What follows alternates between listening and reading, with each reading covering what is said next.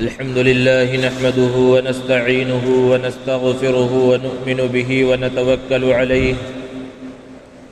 ونعوذ بالله من شرور أنفسنا ومن سيئات أعمالنا من يهد الله فلا مضل له ومن يضلل فلا هادي له ونشهد أن لا إله إلا الله وحده لا شريك له ونشهد أن سيدنا ومولانا محمدًا عبده ورسوله صلى الله تعالى عليه وعلى آله وأصحابه وبارك وسلم تسليماً كثيراً أما بعد فأعوذ بالله من الشيطان الرجيم بسم الله الرحمن الرحيم ولا تقف ما ليس لك به علم إن السمع والبصر والفؤاد كل أولئك كان عنه مسؤولا وقال النبي صلى الله عليه وسلم لا تقوم الساعة حتى يتقارب الزمان أو كما قال عليه الصلاة والسلام۔ محترم حضرات، سامعین کرام، بزرگوں اور دوستوں، انسان اس دنیا کے اندر بہت ساری ضروریات کے ساتھ پیدا ہوا ہے اور وہ اپنی ساری ضروریات خود سے پوری نہیں کر سکتا، دوسروں کی اس کے اندر ضرورت پڑتی ہے اور دوسروں کو اپنی ضروریات اور اپنی بات بتانے کے واسطے ان سے رابطہ کرنا پڑتا ہے اور اسی رابطے کو ابلاغ کہا جاتا ہے کہ سامنے والے کو اپنی بات پہنچائی جائے۔ ابلاغ کے دو طریقے شروع سے رائج ہیں۔ ایک طریقہ ہے زبان کا کہ اپنی بات زبان سے کہہ کر سامنے والے کو بتلایا جائے، اور دوسرا طریقہ قلم کا ہے کہ لکھ کر اپنی بات سامنے والے کو سمجھائی جائے۔ قرآن مجید میں انبیاء کرام علیہ السلام کے واقعات کو جہاں اللہ نے بیان فرمایا اور انبیاء کو جو ذمہ داری عطا فرمائی گئی انہوں نے اس ذمہ داری کو جو پورا کیا تو یہ دونوں طریقے اختیار کیے، زبان کے ذریعے لوگوں کو سمجھایا بھی اور قلم کے ذریعے بھی انہیں آگاہ کیا۔ زبان کے ذریعے سمجھانے کے واقعات تو بے شمار ہیں جو قرآن مجید کے اندر موجود ہے کہ انبیاء کرام علیہ السلام نے اپنے قوم کو الگ الگ انداز میں مختلف اسلوب میں سمجھایا، اور قرآن مجید کے اندر یہ بھی اللہ نے بیان فرمایا کہ حضرت سلیمان علیہ السلام نے ملکہ سبا بلقیس کے پاس ایک خط لکھا اور ہدہد پرندے کو وہ خط حوالے کیا اور اس کے ذریعے وہ خط پہنچایا، تو قلم کے ذریعے بھی بات پہنچانے کا تذکرہ قرآن مجید کے اندر موجود ہے۔ ہمارے اور آپ کے آقا محمد عربی صلی اللہ علیہ وسلم کو جب نبوت کی عظیم ذمہ داری سے سرفراز کیا گیا تو آپ صلی اللہ علیہ وسلم نے وہ تمام ذرائع ابلاغ اختیار کیے جو ممکن ہو سکتے تھے، ہر طریقے سے اپنی بات کو، اسلام کے پیغام کو دنیا تک پہنچانے کی کوشش کی۔ مکہ المکرمہ کے اندر ایک طریقہ رائج تھا کہ اگر کوئی اہم بات کہنی ہوتی تو جس کو کہنا ہوتا وہ صفا پہاڑی کے اوپر چڑھ جاتا اور لوگوں کو جمع کرتا اور پھر اپنی بات کہتا۔ اللہ کے رسول صلی اللہ علیہ وسلم نے اس طریقے کو بھی اختیار کیا اور صفا پہاڑی کے اوپر آپ چڑھ گئے اور لوگوں کو جمع کیا، آپ کے قریبی رشتہ دار اور آپ کے چاہنے والے اور مکہ المکرمہ کے عام لوگ وہاں جمع ہو گئے، اور اس وقت اللہ کے رسول صلی اللہ علیہ وسلم نے اسلام کا عظیم پیغام ان کے سامنے رکھا۔ اسی طرح جزیرۃ العرب میں اپنی بات کو پہنچانے کا اس زمانے میں ایک بڑا طریقہ حج تھا کہ حج کے لیے کثیر تعداد میں لوگ آتے تھے، اگرچہ حج کے اندر بہت ساری خرابیاں بھی تھیں، اللہ کے رسول صلی اللہ علیہ وسلم نے اس کو بھی اختیار کیا، اور حج میں جو لوگ آتے تھے ان کو اسلام کا پیغام پہنچایا، اور اسی وجہ سے مدینہ المنورہ میں اسلام کی کرنیں اللہ کے رسول صلی اللہ علیہ وسلم کے پہنچنے سے پہلے ہی پہنچ گئی کہ مدینہ کے کچھ لوگ حج کے لیے آئے ہوئے تھے، آپ نے انہیں اسلام کا پیغام سنایا اور انہیں وہ بات اچھی لگی اور انہوں نے اس پیغام کو مدینہ المنورہ کے لوگوں تک پہنچایا۔ مکہ کے جو بازار تھے ان بازاروں کے اندر بہت سی خرابیاں تھیں، اللہ کے رسول صلی اللہ علیہ وسلم نے اپنے آپ کو ان خرابیوں سے بچاتے ہوئے بازار کو بھی اپنی دعوت کے لیے آپ نے استعمال کیا اور وہاں کے لوگوں کو بھی دین کا پیغام پہنچایا۔ اسی طرح مکہ المکرمہ میں بڑے میلے لگتے تھے اور میلے کے اندر مختلف علاقوں کے لوگ، قبیلوں کے لوگ پہنچتے تھے. وہاں جو بات کہی جاتی تھی آنن فانن پورے علاقوں میں اور دور دور تک کے علاقوں میں پہنچ جاتی تھی. کوئی شعر کہا جاتا تو وہ شعر بہت مشہور ہو جاتا تھا. اللہ کے رسول صلی اللہ علیہ وسلم ان میلوں کے اندر بھی تشریف لے گئے. وہاں کی خرابیوں سے بچتے ہوئے آپ نے ابلاغ کا وہ طریقہ بھی اختیار کیا اور اپنی بات کو اس ذریعے سے بھی پہنچایا. اور پھر جب آپ مکہ سے ہجرت کر کے مدینہ المنورہ تشریف لے گئے اور ہجرت کے چھٹے سال جب اہل مکہ سے صلح ہوئی جو صلح حدیبیہ کے نام سے مشہور ہے، تو اس کے بعد اللہ کے رسول صلی اللہ علیہ وسلم نے دنیا کے مختلف علاقوں میں مختلف فرما رواؤں کے پاس اسلام کا پیغام بھیجا. اور ظاہر سی بات ہے اس پیغام کو بھیجنے کے واسطے قلم کی ضرورت پڑتی تھی، اور آپ صلی اللہ علیہ وسلم نے فرامین لکھ کر خطوط کے ذریعے اسلام کا پیغام دنیا کے کونے کونے تک پہنچایا. غرض یہ کہ یہ دو طریقے ہیں اپنی بات کو پہنچانے کے واسطے، اور اللہ کے رسول صلی اللہ علیہ وسلم نے ان طریقوں کو اختیار کیا. دنیا روز بروز ترقی کرتی جا رہی ہے، نئی نئی چیزوں کا وجود ہو رہا ہے. ہر صبح جب آپ اٹھتے ہیں تو پتہ چلتا ہے کوئی اور نئی چیز وجود میں آ گئی ہے. شام میں سونے کے واسطے بستر پر جاتے ہیں اور اگر آپ خبریں سنتے ہیں اور پڑھتے ہیں تو بھی آپ کو پتہ چلتا ہے کہ نئی نئی ٹیکنالوجی جو ہے وجود کے اندر آتی جا رہی ہے. تیزی کے ساتھ دنیا ترقی کر رہی ہے. پچھلے زمانوں کے اندر بات کو پہنچانے کے جو طریقے تھے، ابلاغ کے جو طریقے تھے، وہ ریڈیو وغیرہ تھے اور اس سے زیادہ کا انسان تصور نہیں کر سکتا تھا. لیکن آج ریڈیو وغیرہ بہت پیچھے چلے گئے اور تیزی اتنی زیادہ آ گئی ہے کہ سیکنڈوں کے اندر دنیا کے ایک کونے سے دوسرے کونے تک اپنی بات کو پہنچایا جا سکتا ہے. پہلے کے لوگ اس کا تصور بھی نہیں کر سکتے تھے. ان کے سامنے یہ بات کہی جاتی کہ دنیا کے ایک کونے میں بیٹھ کر، ایک کھیڑے گاؤں کے اندر بیٹھ کر آپ چاہیں تو دنیا کے ترقی یافتہ ممالک کے حالات کو معلوم کر لیں. بس آپ کو صرف ایک چیز کی ضرورت ہے کہ آپ کے پاس انٹرنیٹ ہونا چاہیے. تو دنیا اتنی تیزی کے ساتھ ترقی کر رہی ہے. اور یہ جو کہا جا رہا ہے کہ پوری دنیا جو ہے ایک گاؤں بن چکا ہے، وہ حقیقت بھی ہے کہ بالکل معمولی سے گاؤں میں جہاں ترقی کے نام پر زیادہ کچھ نہیں ہے، وہاں پر بیٹھا ہوا بھی ایک آدمی پوری دنیا کے حالات کو معلوم کر سکتا ہے. یہ ترقی ہے، یہ تیز رفتاری ہے جو دنیا کے اندر آئی ہے. تو یہ جو ذرائع ابلاغ ہے، جسے ایک اعتبار سے میڈیا بھی کہا جاتا ہے، یہ تین طرح کے اصل میں ہے. ایک ہے پرنٹ میڈیا کہ جو لکھ کر آپ تک بات پہنچائی جاتی ہے، اخبارات کے ذریعے، جرائد اور رسائل کے ذریعے آپ تک پہنچتی ہے جو باتیں، اسے پرنٹ میڈیا کہا جاتا ہے. اور جو دوسرا ذریعہ ابلاغ ہے، الیکٹرانک میڈیا ہے، جو ٹی وی کے ذریعے اور انٹرنیٹ کے ذریعے اور دوسرے ذرائع کے ذریعے آپ تک پہنچتا ہے. برقی شعاعوں کو جس کے اندر استعمال کیا جاتا ہے اور اس کے ذریعے آپ تک جو بات پہنچتی ہے اسے الیکٹرانک میڈیا کہا جاتا ہے. یہ دونوں چیزیں تو بہت پہلے سے چلی آ رہی ہیں، لیکن گزشتہ 10 سالوں کے اندر ایک تیسرا میڈیا بہت تیزی کے ساتھ وجود میں آیا اور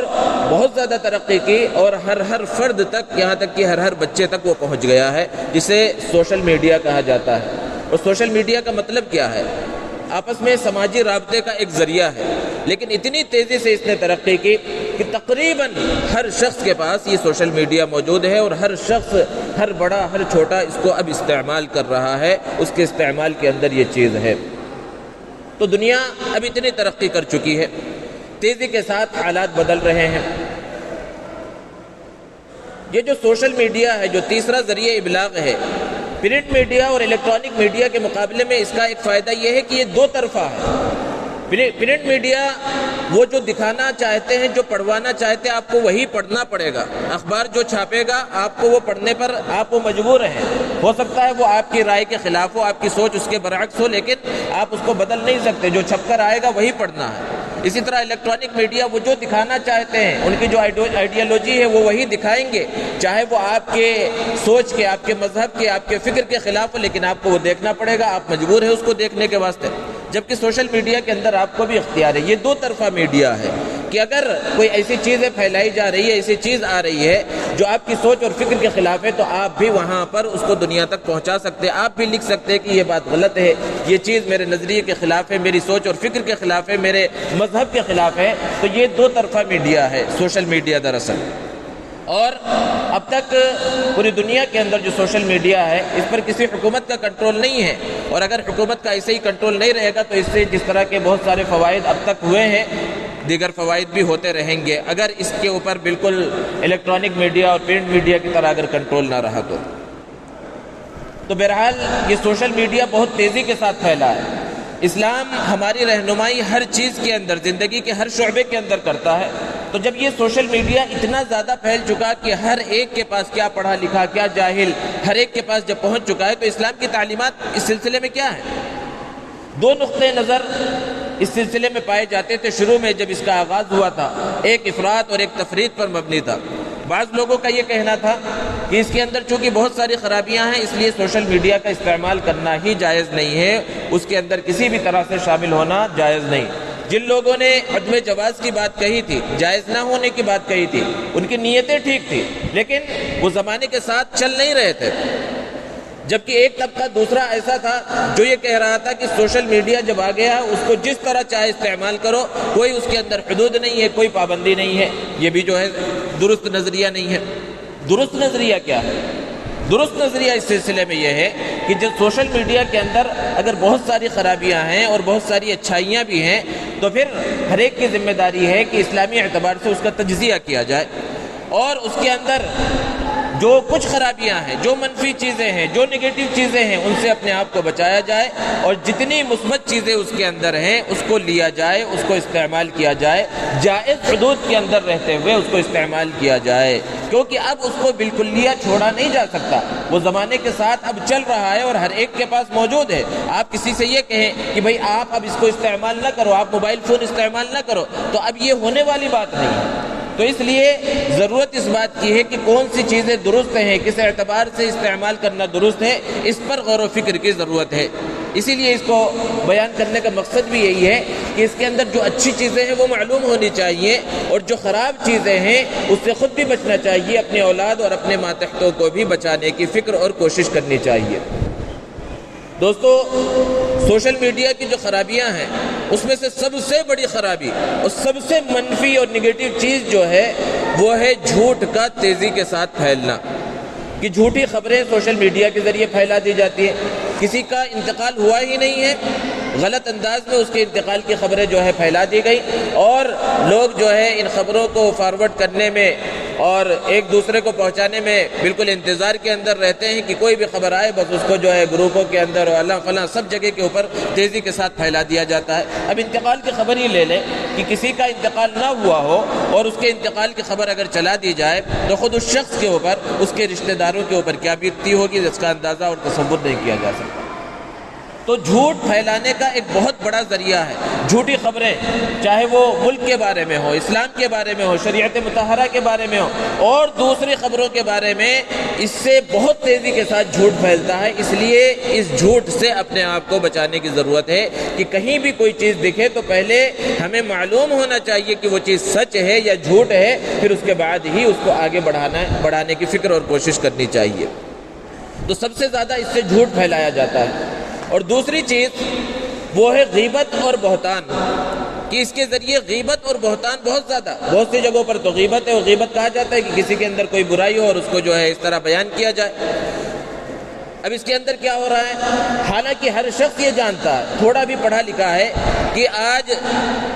ٹیکنالوجی کی ترقی کی وجہ سے یہ سب چیزیں کی جا سکتی ہے کہ کسی کے چہرے کو کسی کے چہرے کے اوپر ملا دیا جائے، کسی کے ساتھ کسی کو بٹھا دیا جائے، لیکن اس کے باوجود بھی جب ایسی چیزیں کسی شخص کے بارے میں آ جاتی ہیں کہ کسی غیر محرم کے ساتھ کسی عالم کو جو ہے بٹھا کر اس کی تصویر کو وائرل کرنے کی کوشش کی جائے، یا کسی بھی شریف شخص کو کسی غلط جگہ کے اوپر دکھلایا جائے، تو انسان جانتا بھی کہ ہو سکتا ہے یہ غلط ہو سکتا ہے اس کے اندر ایڈیٹنگ کی گئی ہو، لیکن اس کے باوجود بھی کیونکہ ایک فطرت ہے انسان کی کہ اگر کسی کے بارے میں اچھا کہا جائے تو زیادہ متوجہ نہیں ہوتا، کسی کی تعریف کی جائے تو اتنا زیادہ متاثر نہیں ہوتا، لیکن وہی کسی شخص کی جب برائی بیان کی جائے، اس کا کوئی عیب گنوایا جائے تو آدمی تیزی سے اس کی طرف متوجہ ہوتا ہے۔ تو جانتے بوجھتے ہوئے بھی کہ میڈیا کے اندر یہ سب کچھ ہو سکتا ہے، اس میں ایڈیٹنگ ہو سکتی ہے، اس کے باوجود بھی وہ اس چیز کو قبول کر لیتا ہے، اپنے دوست احباب کے اندر اس چیز کو بھیجتا ہے، جس سے کسی کے اوپر بہتان تراشی ہوتی ہے اور کہیں پر غیبت ہوتی ہے، اور یہ بہت زیادہ چلتا ہے۔ ایک دوسرے کے خلاف نازیبا کلمات اور بری باتیں اور غلط باتیں اسی سوشل میڈیا کے ذریعے پھیلائی جاتی ہیں۔ تو دوسری جو غلط چیز اور منفی چیز ہے وہ غیبت اور بہتان تراشی کا بہت تیزی کے ساتھ پھیلنا ہے۔ اس کے ساتھ ساتھ ایک چیز اور ایک خرابی اس کے اندر یہ ہے کہ اس کے اندر وقت کی بہت زیادہ بربادی ہوتی ہے۔ تضییع اوقات کا ایک بہت بڑا ذریعہ ہے کہ انسان کچھ ضرورت کے واسطے اس کے اندر مشغول ہوتا ہے، اور پھر ایک چیز دیکھنے کے بعد دوسری چیز، اور دوسری کے بعد تیسری چیز، اور اسی کے اندر مشغول ہوتا چلا جاتا ہے۔ اور ہمارے نوجوانوں کا تو حال یہ ہے کہ رات میں کھانا کھانے کے بعد جو موبائل لیا اور سوشل میڈیا پر اور فیس بک پر اور اس پر اور اس پر لگے، تو پھر پوری رات ادھر ادھر کی چیزیں دیکھنے کے اندر گزر جاتی ہے، اور موبائل اس وقت رکھتے ہیں جب مؤذن اذان پکار رہا ہوتا ہے اور فجر کی اذان جب ہوتی ہے۔ پھر ہوتا کیا ہے کہ پھر وہ سستی ہے، چستی بدن کے اندر نہیں ہے، اور جو کاموں پر جانا چاہیے اور جو کام کرنا چاہیے، تعلیم کے اندر لگنا چاہیے، ان سب چیزوں کے اندر پھر کمزوری آ جاتی ہے۔ وجہ کیا ہے کہ سوشل میڈیا کو حد سے زیادہ استعمال کیا گیا، اپنا وقت جو قیمتی ترین وقت ہے، جو وقت جانے کے بعد واپس نہیں آئے گا، اس وقت کو بہت زیادہ اس کے اندر استعمال کیا گیا، جس کی وجہ سے یہ خرابی جو ہے پیدا ہوتی ہے۔ اسی طرح اور ایک بڑی خرابی سوشل میڈیا کے استعمال اور موبائل کے استعمال کی یہ ہے کہ اس سے رشتے بہت زیادہ خراب ہو رہے ہیں، رشتوں کے اندر دراڑ پیدا ہو رہی ہے کہ گھر کے اندر دسترخوان لگا ہوا ہے، سارے لوگ گھر کے اندر ایک دسترخوان کے اوپر کھائیں تو اس سے محبت بھی پیدا ہوتی ہے اور کھانے کے اندر برکت بھی ہوتی ہے۔ دسترخوان لگ گیا، سارے لوگ دسترخوان پر بیٹھ گئے، ہر ایک کے پاس اپنے اپنے موبائل ہے، کوئی کھانے کے وقت بھی موبائل پر جو ہے واٹس ایپ دیکھا جا رہا ہے، فیس بک دیکھا جا رہا ہے، میسج چیک کیے جا رہے ہیں، یہ سب چیک کیے جا رہے ہیں، کوئی کسی سے جو ہے خیر خیریت نہیں، کچھ باتیں نہیں، اور اسی کے اندر جو ہے وقت گزر رہا ہے۔ اس سے وہ جو محبت دلوں کے اندر ہونی چاہیے، وہ محبت آہستہ آہستہ ختم ہو رہی ہے، اور اسی کی وجہ سے ادب و احترام بھی بڑوں کا ختم ہو رہا ہے کہ والد موجود ہیں، والدہ موجود ہیں، بڑے بھائی موجود ہیں، اور دیگر رشتہ دار موجود ہیں، دادا نانا موجود ہیں، وہ چاہتے ہیں کہ بچے ہم سے بات کریں، اور بچوں کے ہاتھ میں موبائل ہے، وہ گیم کے اندر لگے ہوئے ہیں، دوسری چیزوں کے اندر لگے ہوئے ہیں، بڑوں کے سامنے بڑے سامنے بیٹھے ہوئے، مجلس کے آداب کے بھی خلاف ہے۔ لیکن ان سب چیزوں پر جو ہے توجہ نہیں جاتی، اور اس کی وجہ سے رشتوں کے اندر دراڑ پڑتی ہے اور محبت وہ باقی نہیں رہتی۔ پہلے زمانے کے اندر لوگ ملاقات کے واسطے رشتہ داروں کے پاس جاتے تھے، کسی کا انتقال ہو گیا تو تعزیت کے واسطے جا رہے ہیں، بیمار ہو گئے تو عیادت کے واسطے جا رہے ہیں، خوشی کا موقع ہے تو مبارکبادی وغیرہ دینے کے واسطے جاتے ہیں۔ اور آج سوشل میڈیا کے آ جانے کی وجہ سے بس ایک میسج کے اندر جو ہے افسوس لکھ کر بھیج دیا گیا، اور انا للہ و انا الیہ راجعون لکھ کر بھیج دیا گیا، اور ایک میسج کے اندر جو ہے مبارکباد دے دی گئی۔ وہ ملاقات اور ملنا جلنا رشتہ داروں کے اندر کم ہوتا گیا، جس کی وجہ سے رشتوں کے اندر دراڑ اور رشتوں کے اندر دوری اور محبت ختم ہوتی جا رہی ہے۔ یہ بھی ایک خرابی ہے اس سوشل میڈیا کی اور موبائل کے بہت زیادہ استعمال کی۔ اسی طرح ایک بہت بڑی خرابی جو ہے وہ اسی موبائل کے ذریعے اور سوشل میڈیا کے ذریعے بے حیائی اور فحاشی کو پھیلایا جا رہا ہے۔ بے حیائی اور فحاشی کے پھیلنے کا ایک بہت بڑا ذریعہ سوشل میڈیا ہے، اس سے بھی اپنے آپ کو، اپنی نسلوں کو اور اپنی اولاد کو، اپنے ماتحتوں کو بچانا ہر شخص کی، ہر فرد کی ذمہ داری ہے۔ اور کتنی تیزی کے ساتھ بے حیائی پھیل رہی ہے، اور اسی بے حیائی کا نتیجہ اور سوشل میڈیا کے غلط استعمال کا نتیجہ ہے کہ آپ بہت کثرت کے ساتھ اس طرح کے واقعات سن رہے ہیں، ارتداد کے واقعات سن رہے ہیں، مسلمان نوجوان لڑکیوں کے غیر مسلموں کے ساتھ بھاگ جانے کے، ان کے ساتھ شادی کرنے کے واقعات جو سن رہے ہیں، ان سب کی بنیاد یہی ہے کہ موبائل کا غلط استعمال کیا گیا، اس کو حدود کے اندر استعمال نہیں کیا گیا، اس کے اوپر پابندی صحیح انداز میں نہیں لگائی گئی، سرپرستوں نے صحیح انداز میں نگرانی نہیں کی، جس کا یہ نتیجہ ہوتا ہے کہ ارتداد تک بھی بات پہنچ جاتی ہے، گھر سے بھاگنے اور غیر مسلموں کے ساتھ بھاگنے اور شادی رچانے تک کی بات آتی ہے۔ اسی بے حیائی کا نتیجہ اور فحاشی کا نتیجہ اور سوشل میڈیا کے غلط استعمال کا نتیجہ ہے۔ تو اس میں سرپرستوں کی، والدین کی، ہر فرد کی یہ ذمہ داری ہے کہ خود بھی ان چیزوں سے، ان غلط چیزوں سے بچے، اور اپنی اولاد کو بھی ان سب چیزوں سے بچانے کی کوشش کرے۔ یہ نہیں ہے کہ بچے کے حوالے موبائل کر دیا ہے اور پھر اس کے خواہش کو پورا کرتے ہوئے ہزاروں اور پھر اس کے بعد لاکھوں کے موبائل دلوائے جا رہے ہیں، اور پھر انہیں یوں ہی چھوڑ دیا گیا کہ جو بھائی بچے ہیں وہ ہوشیار ہیں، سمجھدار ہیں، ہم ان کے پیچھے تھوڑی پڑے رہیں گے، لیکن اگر کل وہ غلط راستے کے اوپر چلیں گے تو اس کے ذمہ دار کون ہے؟ اسلام کی بدنامی کا ذریعہ، خاندان کی بدنامی کی ذریعہ، والدین کی بدنامی کا ذریعہ جب بنیں گے تو پھر اس کا ذمہ دار کون ہوگا؟ اس وقت یہ کہہ کر بات نہیں جو ہے اپنا دامن نہیں چھڑایا جا سکتا کہ یہ خود بڑے تھے اور ذمہ دار تھے۔ سارے لوگ جو الزام لگائیں گے وہ والدین پر، سرپرستوں کے اوپر ہی الزام لگائیں گے، اس لیے یہ حد از حد ضروری ہے۔ اسی طرح عام حالات کے اندر جو چیزیں جائز ہیں وہ سوشل میڈیا کے اوپر بھی جائز رہیں گی، اور جو چیزیں ناجائز ہیں وہ سوشل میڈیا کے اوپر بھی ناجائز رہیں گی۔ غیر محرم سے ملاقات، غیر محرم کو دیکھنا عام حالات میں، عام زندگی کے اندر درست نہیں ہے، میل ملاپ درست نہیں ہے، کسی سے بات کرنا، کسی اجنبی عورت سے، اجنبی لڑکی سے بات کرنا اور اس سے تعلق قائم کرنا درست نہیں۔ سوشل میڈیا پر بھی یہ سب چیزیں ناجائز ہوں گی، حرام ہوں گی، اور غیر محرموں کو دیکھنا بھی حرام ہوگا، ناجائز ہوگا۔ لیکن ایسا محسوس ہوتا ہے کہ ہمارے ذہنوں کے اندر سے اس کی جو کراہت ہے اور اس کا جو حرام ہونا ہے، وہ اس کی جو سختی ہے اور شدت ہے، یہ سب کچھ ختم ہو چکا ہے۔ اور آج مسلمانوں کا اور نوجوانوں کا اور بہت سے جو دیندار کہے جاتے ہیں ان کا حال کیا ہے کہ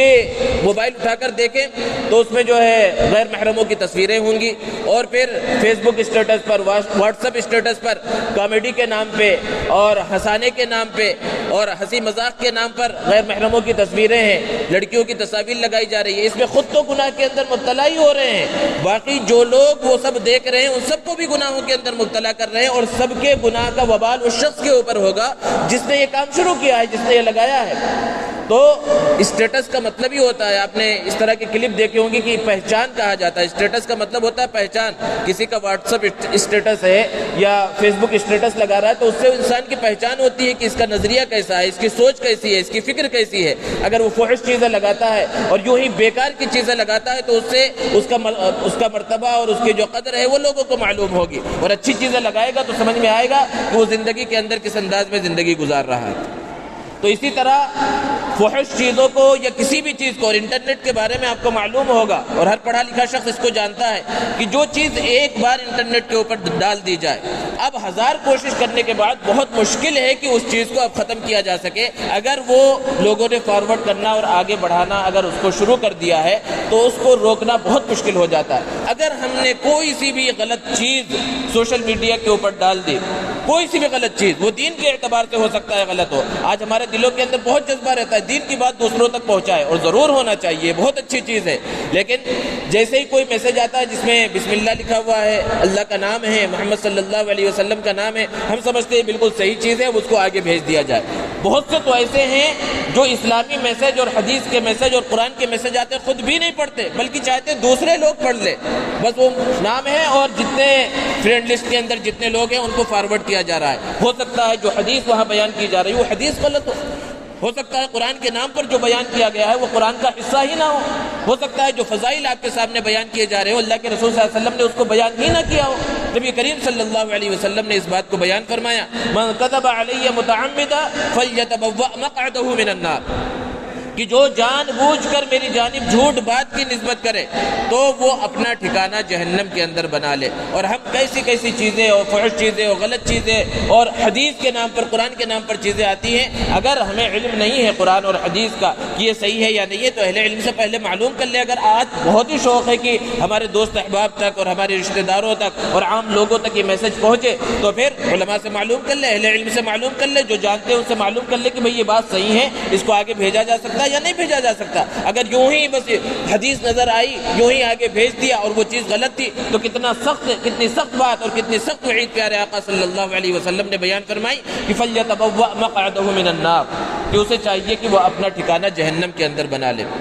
تو اس لیے تحقیق کا جذبہ اپنے اندر پیدا کرنے کی ضرورت ہے۔ اللہ کے رسول صلی اللہ علیہ وسلم نے بیان فرمایا کہ آدمی کے جھوٹا ہونے کے لیے یہی بات کافی ہے کہ وہ ہر سنی سنائی بات آگے بیان کر دے۔ جو باتیں سنی سنائی ہوتی ہیں اور ایسے ہی پہنچتی ہیں اس میں سے اکثر باتیں وہ ہوتی ہیں جو غلط ہوتی ہیں، جس کا حقیقت سے کوئی تعلق نہیں ہوتا۔ اس لیے سوشل میڈیا کے اوپر، فیس بک پر، واٹس ایپ پر اور دوسرے جتنے ذرائع ہیں، بے شمار اپلیکیشن وغیرہ موجود ہیں جو سوشل میڈیا کے اندر استعمال کیے جاتے ہیں، کہیں پر بھی آپ کو کوئی دینی بات یا کوئی ایسی چیز نظر آئے تو اس کی پہلے تحقیق کرنا ضروری ہے اور پھر آگے پہنچائے اس کو۔ اگر بغیر تحقیق کے پہنچایا جا رہا ہے تو پھر وہ نبی کریم صلی اللہ علیہ وسلم نے جو وعید بیان فرمائی ہے اس وعید کے ہم مستحق بن جائیں گے۔ تو جو چیز آگے ہم نے غلط پھیلا دی، جو بات ابھی کہی جا رہی تھی کہ غلط آگے پھیلا دی، اب وہ جتنے لوگ اس کو صحیح سمجھ کر استعمال کر رہے ہیں سب کا گناہ ہمارے اوپر ہوگا۔ اسی طرح کوئی فحش چیز، کسی غیر محرم کی تصویر یا کسی غیر محرم کی ویڈیو یا کوئی فحش ویڈیو، فحش چیز ہم نے ڈال دی، تو وہ ڈالنے کا گناہ تو ہوگا، ہمارے خود دیکھنے کا تو گناہ ہوگا۔ اب ہمارے انٹرنیٹ پر ڈالنے کی وجہ سے وہ جہاں جہاں تک پھیلتی جائے گی، جتنے لوگ دیکھتے جائیں گے ان سب کو تو گناہ ملے گا ہی۔ جس نے اس کا آغاز کیا تھا وہ بھی برابر گناہ کے اندر شریک ہوگا۔ ہو سکتا ہے آج ہم یہ کام کریں اور کل کے دن ہمیں توبہ کی توفیق ہو جائے، لیکن وہ چیز جو آگے بڑھ چکی ہے وہ تو توبہ سے بھی معاف ہونے والی نہیں ہے۔ بظاہر حقیقت تو یہی ہے کہ اس لیے ان سب چیزوں کے اوپر بہت زیادہ غور و فکر کی ضرورت ہے، اور اپنے آپ کو روکنے کی اور اپنے آپ کو محتاط بنانے کی اور حدود کے اندر رہ کر سوشل میڈیا کو استعمال کرنے کی ضرورت ہے۔ تو ایسی بہت ساری خرابیاں ہیں جو سوشل میڈیا کی ہیں، کچھ اچھائیاں بھی ہیں اس کی، اور جو بہت بڑی اچھائیاں ہیں اور اس کے ذریعے بہت اچھے کام وجود میں آ سکتے ہیں۔ یہ علم کے پھیلانے کا ایک بہت بڑا ذریعہ ہے کہ پہلے بھی لاک ڈاؤن سے پہلے بھی لوگ جو ہے اس کو علم کے اندر استعمال کرتے تھے، لیکن جب سے لاک ڈاؤن لگا تو اس کی اہمیت کا اور زیادہ اندازہ ہوا ہے کہ جو لوگ اسکولوں کے اندر اور کالجوں کے اندر جا کر نہیں پڑھ سکتے، آن لائن کلاسیں انہوں نے لی، اور بہت سے لوگ اس کے اندر بہرحال کامیاب بھی ہوئے ہیں کسی نہ کسی حد تک۔ تو بہت سے علماء ہیں یا بہت سے ایسے پروفیسر، ایسے لوگ جن سے ہم ملاقات نہیں کر سکتے لیکن ان کے علم سے ہم استفادہ کرنا چاہتے ہیں، ان کے علم کو ہم حاصل کرنا چاہتے ہیں، دین کے اعتبار سے ہو یا دنیا کے اعتبار سے ہو، ہم سفر کر کے وہاں تک نہیں جا سکتے، تو سوشل میڈیا ایسی چیز ہے کہ اس کے ذریعے ہم ان سے قریب ہو گئے ہیں، ان کے دروس ہم سن سکتے ہیں، ان کے بیانات سے ہم استفادہ کر سکتے ہیں، اسی طرح ان کے سبق کے اندر ہم شامل ہو سکتے ہیں۔ اسی طرح یہ علم طب کے میدان میں، ڈاکٹریٹ کے میدان میں بھی اس سے بہت بڑا فائدہ ہوا کہ جیسے مثال کے طور پر ہندوستان کے اندر ہے، ایسے بہت سارے واقعات آپ نے پڑھے ہوں گے کہ کوئی بہت بڑا آپریشن ہے اور جس کے اندر یہاں کے ڈاکٹر جو ہے اس کو انجام نہیں دے پا رہے ہیں، اور ضرورت ہے کہ کوئی باہر سے ڈاکٹر کو بلایا جائے، اور اتنی جلدی باہر سے وہ ڈاکٹر نہیں آ سکتا ہے، تو پھر لائیو جو ہے سب کچھ دکھایا جا رہا ہے، اور باہر ہزاروں کلومیٹر دور بیٹھ کر ایک ڈاکٹر جو ہے یہاں کے ڈاکٹر کو سمجھا رہا ہے اور اسے بتلا رہا ہے کہ بھائی اسے انداز میں کیا جائے، اور ویسے آپریشن کامیاب بھی ہو رہے ہیں۔ تو ایک اعتبار سے یہ بھی جو ہے ایک بہت بڑے فائدے کا ذریعہ ہے۔ تو اچھائی کے اندر جب استعمال کیا جائے گا تو اچھائی وجود کے اندر آئے گی۔ سوشل میڈیا اگرچہ بہت زیادہ پھیل چکا ہے، لیکن پرنٹ میڈیا اور الیکٹرانک میڈیا یہی اصل ہے، اتھینٹک جو چیز ہے وہ یہی ہے، اس کی افادیت کا، اہمیت کا انکار نہیں کیا جا سکتا۔ بہت سے واقعات دنیا کے اندر ہوتے ہیں جو ہمیں پرنٹ میڈیا اور الیکٹرانک میڈیا کے ذریعے ہی پتہ چلتے ہیں، لیکن بہت سی مرتبہ ملک یہ سوچتا ہے یا بڑے لوگ یہ سوچتے ہیں کہ یہ خبر چھپانی چاہیے کسی بھی وجہ سے۔ بہت سی مرتبہ مسلمانوں کے اوپر مختلف ممالک کے اندر یا مختلف علاقوں کے اندر ظلم ہو رہا ہے، اسلام کو بدنام کیا جا رہا ہے، یا کوئی اور چیز ہو رہی ہے جس کو اصل مین اسٹریم میڈیا کے اندر نہیں دکھایا جاتا، پرنٹ میڈیا میں نہیں آتا، الیکٹرانک میڈیا کے اندر نہیں آتا، لیکن وہ چیزیں ہم تک سوشل میڈیا کے ذریعے پہنچ جاتی ہیں۔ بہت سے ممالک کے اندر یا بہت سے علاقوں کے اندر ہی جو مسلمانوں کے اوپر ظلم ہو رہا ہے، موب لنچنگ ہو رہی ہے، وہ خبریں نیشنل میڈیا کے اوپر نہیں ہے، لیکن آپ تک، ہم تک وہ چیزیں سوشل میڈیا کے ذریعے پہنچ جاتی ہے اور ہمیں جو ہے معلوم ہو جاتا ہے اور ہم دنیا کی چیزوں سے باخبر ہو جاتے ہیں۔ تو اس کا ایک فائدہ یہ بھی ہے کہ بہت سی چیزیں جو ہم سے چھپائی جا رہی ہے وہ ہمیں معلوم ہو جا رہی ہیں۔ تو پھر خلاصہ یہ ہوا کہ سوشل میڈیا کے اندر بہت ساری اچھائیاں بھی ہیں اور بہت ساری خرابیاں بھی ہیں، تو خرابیوں سے اپنے آپ کو بچانا ہے اور اچھائیوں کے اندر شامل ہو کر ان اچھائیوں کو اپنانا ہے اور اچھائیوں کے ساتھ اس سوشل میڈیا کو اپنی زندگی کے اندر لانا ہے۔ اگر ہم نے اس کو صحیح انداز میں استعمال کیا اور صحیح انداز میں ہم نے اپنے اولاد کو، اپنے ماتحتوں کو اس کی جانب رہنمائی کی تو پھر اس سے کامیاب ہوں گے، اور اگر ہم نے صحیح انداز میں رہنمائی نہیں کی تو پھر بہت ہی خطرناک حالات ہیں دنیا کے، اور خطرناک سے خطرناک حالات آتے جا رہے ہیں۔ بچے جو ہے غلط راستوں کے اوپر چل رہے ہیں، بچیاں غلط راستوں کے اوپر چل رہی ہیں، تو پھر اس کے ذمہ دار والدین ہی ہوں گے، سرپرست ہی ہوں گے۔ اللہ رب العزت سے دعا ہے اللہ تبارک و تعالی ہم سب کو صحیح انداز میں عمل کرنے کی توفیق عطا فرمائے۔ وآخر دعوانا الحمد للہ رب العالمین۔